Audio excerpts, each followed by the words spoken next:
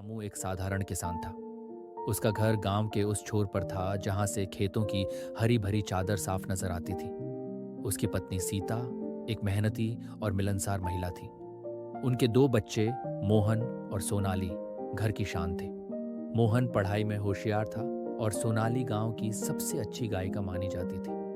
रामू सुबह उठते ही खेतों की ओर निकल जाता। धूप, बारिश, सर्दी, गर्मी, उसने हर मौसम में खेतों में मेहनत की, लेकिन हर साल फसल इतनी अच्छी नहीं होती थी।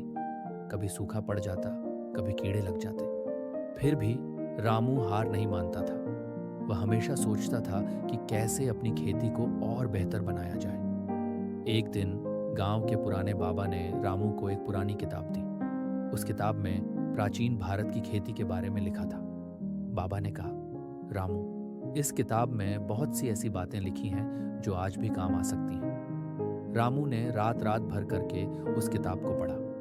किताब में प्राचीन भारत में किस तरह खाद बनाई जाती थी, किस तरह फसलों की रक्षा की जाती थी और किस तरह पानी का सही इस्तेमाल किया जाता था, इसके बारे में विस्तार से बताया गया था। रामू ने किताब में पढ़ा कि एक खास तरह की घास होती है जो मिट्टी को उपजाऊ बनाती है। रामू ने तुरंत उस घास के बीज मंगवाए और अपने खेत में लगा दिए। गांव वाले उस पर हंसे। उन्हें लगा कि रामू पागल हो गया है, लेकिन रामू ने उनकी बातों पर ध्यान नहीं दिया। वह बस अपनी मेहनत करता रहा। कुछ महीनों बाद रामू के खेत में अद्भुत नजारा था। उसकी फसल गांव के बाकी किसानों की फसल से कहीं ज्यादा अच्छी थी।